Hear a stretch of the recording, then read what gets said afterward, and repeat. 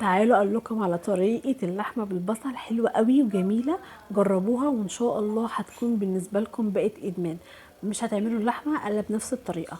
بس عايزاكم قبل ما تشوفوا اي خطوات، لو لسه ما اشتركتوش في القناه اتمنى تشتركوا في القناه ولايك وشير لو عجبكم الفيديو.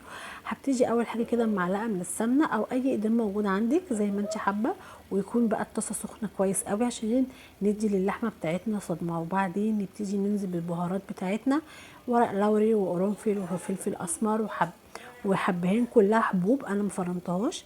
وهبتدي انزل بقى بالبصل كده كميه محترمه عليها واغطيها، وكل شويه اسيبها يعني ازودها شويه ميه عشان تستوي.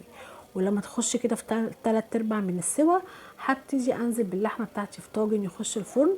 وبعدين ابتدي ازوده شويه ميه واغطيه بالفويل ورق الزبده، وادخله يكمل سواه في الفرن.